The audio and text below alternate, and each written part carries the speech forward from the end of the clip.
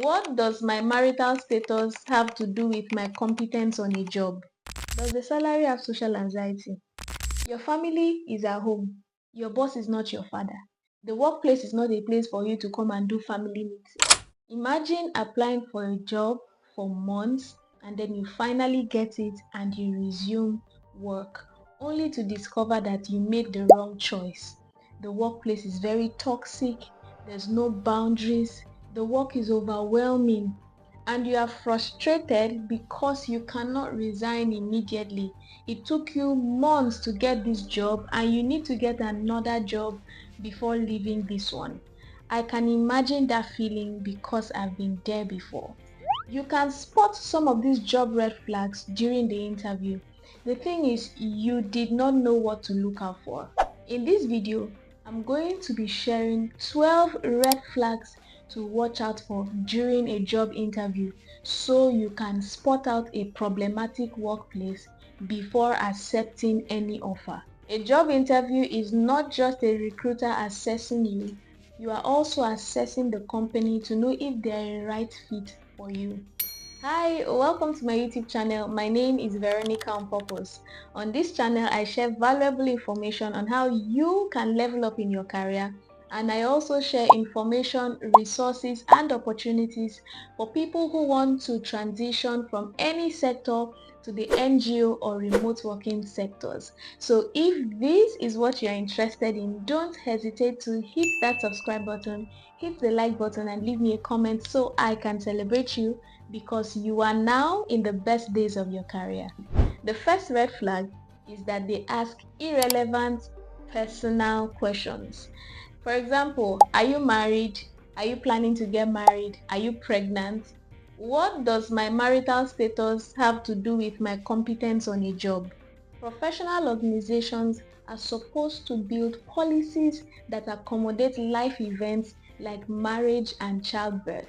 They are not supposed to screen people out based on marital status or pregnancy. I understand that labor laws may be different for different countries, but you should pay attention to this type of questions because it already shows that if you ever have a life event that has to do with childbirth, that has to do with marriage, you may be kicked off that job. The second red flag is they avoid discussing salary and benefits. When you ask about the salary and benefits and they say, you'll find it in the offer if you are selected for this position. Does the salary have social anxiety? An employer should be able to discuss the salary and benefits for a position during the interview so that you can decide if this compensation is a best fit for you. Except the person who is interviewing you is not the person to discuss the salary with, and they'll tell you, okay, when my manager is available or in the next phase of the interview we'll discuss this. That's quite different. But if they blatantly refuse, that's a red flag. It usually means that the salary is below expectations and does not match the job responsibilities, or there is no room for negotiation. The third red flag is that they schedule interviews without respect for boundaries. They schedule an interview on a public holiday, late at night, or during odd hours. Except this is an international recruitment and you are in a different time zone where their time during the day may be different from yours, then that can be accommodated, and you can even send a mail to reschedule the timing if that's possible. Also, with international recruitment, the public holiday in your location may be different from theirs, so sometimes these things can happen. But if you are in the same country or state where there is a public holiday and an interview is scheduled for you on that day, you did not choose that day, they choose it for you. It shows no respect for your time and no boundaries. If they can pull someone else not to observe their public holiday to come and interview you, you can already see that they do not have respect for their staff. How they treat you during an interview will determine how they will do even more when you get the job. The fourth red flag, they cannot fully explain the company's culture. If you ask, can you describe what the company culture is, and you hear things like, we are like family here, run. Any company that you hear, we are like family here, run. Oh. Your family is at home. Your boss is not your father. The workplace is not a place for you to come and do family meeting. When you hear we are like family, you should be hearing things like you will be disrespected, there will be no boundaries, your salary will come in very late, or you will miss salaries for several months. A healthy organization should be able to describe how decisions are made, how the team collaborates, and what potential employees should expect. The fifth red flag, they rely on informal communication for everything. For the interview, you're already getting your notification via WhatsApp. They have your mail. They didn't send a mail to you. They sent a message on WhatsApp, and the message is even haphazard. Or you hear things like, when you get the job, we communicate mostly via WhatsApp. Red flag. Except it is an informal business. A structured organization usually uses corporate communication channels like mails, Slack, Microsoft Teams, and a lot of other tools, not WhatsApp. A formal communication system helps to improve accountability and documentation. If you communicate via a channel where these conversations you are having are not recorded, especially when a colleague sends disappearing messages on WhatsApp, this is a red flag.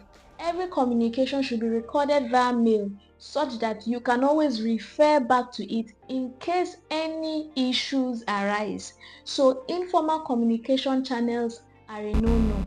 The sixth red flag, the role keeps expanding. During the interview, you applied for one role, maybe social media manager, and then you are now hearing, also on this role, you will be the content creator, you will be the marketing person, you will manage some projects, you will manage customers, you are now customer support, project manager, content creator, all added to social media manager. Run. Don't get me wrong, there is room for flexibility, but where the role keeps expanding consistently, they've told you more than 10 things to do, please, that's a red flag. It shows poor planning, poor staff management. You are going to be overworked and underpaid, and you are going to be very frustrated because your strength is in one area of expertise, and then they are now telling you to do different things that you are not even trained for. The seventh red flag, which I've seen a couple of times, is the interviewer is unprepared. If the person interviewing you is not prepared to interview you, that's a red banner. They are supposed to have read your CV, gone through, and then prepare questions to ask you based on the information on your CV. But if they go and say, oh, what's that your name again? What did you even say you studied? I didn't see that. Oh, I couldn't read the CV. Or they show up late with no explanation or apology for showing up late. They didn't even reschedule the time. Or the person is confused about the role. They can't even state fully what the role is about. They are doing I can't really remember. Or they are very disorganized, just mixing things up here and there. Now, some people can have bad days on their job, but when you see a consistency with disorganization, from the mail they sent you, the wrong spelling is not properly read, it's supposed to be addressed to someone else and they sent it to you during the interview, they are confused about the role you applied for, they don't remember looking through your CV or anything. The eighth red flag, they speak poorly of their former employees. You come into an interview and they are telling you everything bad about the previous employee. That person did not do anything good. They will tell you how the person was lazy, how the person was this and that. I want you to remember that you will one day be the former staff that they will be talking bad about. An interview is not a place for character assassination or to complain about a previous employee. Just like you who is being interviewed should not go into an interview and talk bad about your previous employer. If a recruiter talks bad about a previous employee, it's a red flag to note. The ninth red flag is there is no clear career growth path. When you ask about career development and learning on the job and they give you vague answers, just know that there's a problem there. I'm not saying there should be promotions available every year, but every structured organization should be able to show some level of commitment to career development for their staff. The 10th thing to look out for is if everything seems rushed. They tell you, can you give us a response today? Can you resume tomorrow? And it feels like they are rushing you to make a decision about the role. I understand that sometimes pressure can be legitimate, but you should be able to be given time to look at the offer, think through the role, and make an informed decision. So if everything feels like they are rushing you so that you will not think so much about it before making a decision, be careful. The 11th red flag is high expectations with very low support. During the interview, they emphasize deadlines, they emphasize performance, there's a lot of pressure, they emphasize targets. But then when you ask about what support you will receive on the role, like training, like mentorship, the tools you would use, they are silent about it. Be careful. High expectations without support will always frustrate you. The 12th red flag, which you should always pay attention to, is when the energy feels off. Now, nothing is obviously wrong during the interview. Everything seems okay, but something inside you still feels off about the company. Then you should pay attention. Your instincts are very powerful. This doesn't mean you should reject every uncomfortable situation that comes your way, but you should definitely investigate it. If something feels off, go and do your research. Put on your FBI cape and research about the organization very well before you make a decision. Interviews are a two-way street. You are not just the one being interviewed, you are interviewing the recruiter. So always go in with questions, because it is from asking questions that you will be able to spot some red flags. If you're unsure of the kind of questions to ask an interviewer during an interview, then I have linked a video in the description for you to go watch. I have 7 categories of questions to ask interviewers that will give you an understanding of if this role you are interviewing for is a best fit for you.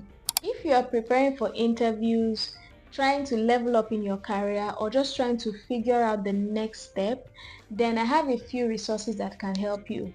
I have the Career Level Up Starter Pack for professionals who are trying to figure out their way in their career, either to transition to another field or just to get clarity. I also offer CV revamp services, and I offer one-on-one career clarity sessions to guide you in navigating your way through your career. The clarity session actually comes with a free CV revamp and a structured, personalized, step-by-step roadmap on how to navigate through your career to the next phase. To access any of these services, you'll find the link in my bio or in the description of this video. If you found this video valuable, I'm glad. Help me reach the many other people that need to get this information. Kindly hit the like button, leave me a comment telling me the red flag you relate with the most, or even the ones I didn't mention here, so we can also learn from your experience. And kindly hit the subscribe button so you can get more of this kind of content. And you can go a step further to share this video with a friend or two. You don't know who you might just be helping. Thank you for watching this video, and remember, you are not too small to do big things.